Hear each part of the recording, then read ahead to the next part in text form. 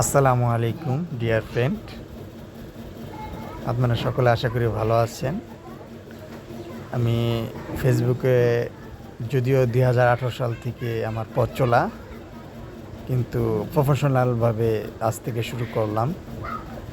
আমি আমার বাড়িতে একটা ছোট খামার দিয়েছি, নতুন উদ্যোক্তা হতে চেষ্টা করছি আপনাদের দোয়ায়।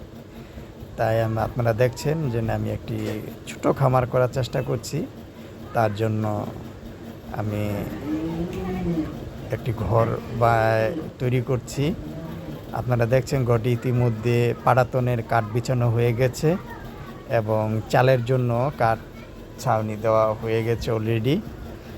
আর এই ঘরটি 20 ফুট লম্বা আর দৈর্ঘ্যে 8 ফুট একদিকে, আরেক দিকে হলো 4 ফুট, মানে একটু তেরাচ্ছে হবে। আর এই জায়গার মধ্যে দেখছেন একটি আম গাছ, যদিও আম গাছটি খুব শখের আমার, তাই আমি রেখে দিছি। ঠিক আছে, আম গাছটি আমি কাটিনি। আর ওই ঘরের ভিতরে লিচু গাছটি ছিল, সেটাকে আমি ডিম করে এখানে এনে বুনিয়ে রাখছি, যাতে, কারণ লিচু গাছটি আমার খুব শখের। এই বৃক্ষ মেলার থেকে এনেছিলাম চায়না 3 জাতের লিচু। আশা করি সামনে ফলন আসবে, ফলন আসলে আপনারা দেখতে পাবেন। এই গাছটি এখানে ছিল রোপণ করা, এখান থেকে উঠিয়ে ওখানে বলছি, যদিও চাইলে কেটে ফেলতে পারতাম, কিন্তু কাটিনি, কারণ গাছপালা পরিচর্যা করতে এবং তারা যখন ফল দেয় আমার খুব ভালো লাগে। এখন দেখছেন আমার ছোট খামারটির পাটাতন বিছিয়ে ফেলছে এবং উপরে চালের ডিউটিন দিয়ে চাল দিয়েছি। এখন পুরা ঘরটি আপনারা দেখতে পাচ্ছেন লম্বায় 20 ফুট, কিন্তু পাশে কম, পাশে এক সাইডে 4 ফুট, এক সাইডে 7.5 ফুট বা 7 ফুট এরকম হবে। মাপি নাই, কারণ জায়গা যেহেতু ছোটো, মাপতে হয় নাই। আর উপরে দেখছেন টিনের নিচে ফর্ম দিয়েছি, যাতে পাখির গরমে এবং শীতে, গরমে বেশি গরম না ভিতরে লাগে এবং শীতে যেন বেশি ঠান্ডা না লাগে। আর এই আমার সামনে সেটে বেড়া দেখছেন, নেট দিয়েছি। আর নিচে প্ল্যান শিট দিয়েছি, যদিও প্ল্যান শিট একটু খরচ বেশি, তারপরে প্ল্যান শিট দিছি যাতে ঘরটি একটু দেখতে তার সৌন্দর্য বাড়ে। কারণ যেহেতু আমার জায়গা অল্প, ছোট, এতটুকু জায়গার মধ্যে করতে হবে এবং সৌন্দর্যের দিকটা ঠিক রাখতে হবে, সেই জন্য নিচে প্ল্যান শিট দিছি, যাতে প্ল্যান শিটে একটু ঘরটি ফুইটার এসে সুন্দর দেখা যায়। ডিউটিন দিলে দেখা যায় তো একটু খরচ কম পড়তো, কিন্তু খরচের চিন্তা করি নাই। আল্লাহর রহমতে একটা সময় টাকা আসবে, যেহেতু উদ্যোক্তা হয়েছি টাকা হবে, এই জন্য এখন আর টাকা চিন্তা করি নাই, যাতে সৌন্দর্যটা ঠিক রাখা কাজ আগায় নেওয়া যায়, সে কারণে।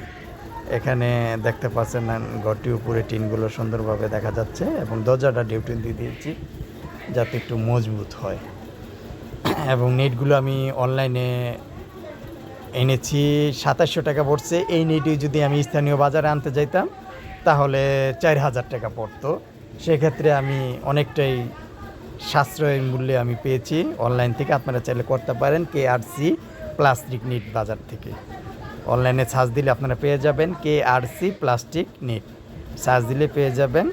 এবং আমি আবারও বলছি, আপনারা আগে আমি ক্যাশ অন ডেলিভারি, আগে আমি হাতে পাইছি তারপরে টাকা দিছি, অগ্রিম কেউ টাকা দিতে যাবেন না। হ্যাঁ, আর স্থানীয় বাজার থেকে কিনতে গেলে এটা প্রচুর দাম পড়তো, যেটা আমার 33 টাকা ফুট পড়ছে এখান থেকে, স্থানীয় বাজারে 50 টাকা 55 টাকা ফুট। কারণ আমার এটা হাই 3 ফুটের, লম্বায় 83 ফুট। আমার যদিও পুরোটা লাগে নাই, যেহেতু আমি কম পেয়েছি। আমার ভিতরে আমি একটা পার্টিশন দিয়েছি। হ্যাঁ, তো আপনারা দেখতে পাচ্ছেন নেটগুলো আমি 1 ইঞ্চি দিয়েছি, যেহেতু আমার পর্যাপ্ত আলো বাতাস ভিতরে প্রবেশ করাতে হবে, সে কারণে আমি 1 ইঞ্চি দিয়েছি। চাইলে আমি 1/2 ইঞ্চি দিতে পারতাম, কিন্তু 1/2 ইঞ্চি দিইনি, 1 ইঞ্চি দিয়েছি, যাতে আলো বাতাসটা পর্যাপ্ত যায়। কারণ পাখির আলোটা খুবই প্রয়োজন, বিশেষ করে ডিম পাড়া পাখির জন্য আলোটা পর্যাপ্ত না হলে তারা ডিম সঠিক অ্যাভারেজ আপনারা পাবেন না, ডিম কম হবে। এখন দেখবেন আমার বাচ্চা ফুটে গেছে কোয়েল পাখির। আমি ইনকিউবেটর মেশিনে ছিল 17 দিন, আরেকদিন বেশি রাখছি বাচ্চা ফোটার পর। তারপরে আমি 5 দিন ধরে ব্রুডারে রেখেছি। এই ব্রুডারের মধ্যে এবং আমার 5 দিনের, আজকে 5 দিনের রানীক্ষেতের প্রথম ডোজের ভ্যাকসিন কমপ্লিট হয়ে গেছে। হ্যাঁ, সেটা আমি পানির মাধ্যমে গুলিয়ে দিয়েছি।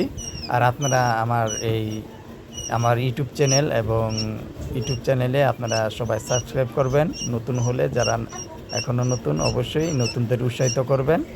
আর ফেসবুকে যারা আছেন তারা অবশ্যই ভিডিওটি থেকে লাইক এবং কমেন্ট করবেন। আপনারা চাইলে এখান থেকে বাচ্চা নিতে পারবেন এবং অ্যাডাল্টও নিতে পারবেন, ডিম পাড়ার নিতে পারবেন। যেহেতু আমি উদ্যোক্তা, আমি অবশ্যই বিক্রি করব এবং নিজের জন্য রাখবো। আবার চাইলে খাবারের জন্য নিতে পারবেন কোয়েল পাখি। তো আমার নাম্বার দেওয়া থাকবে, চাইলে আপনারা যোগাযোগ করতে পারেন।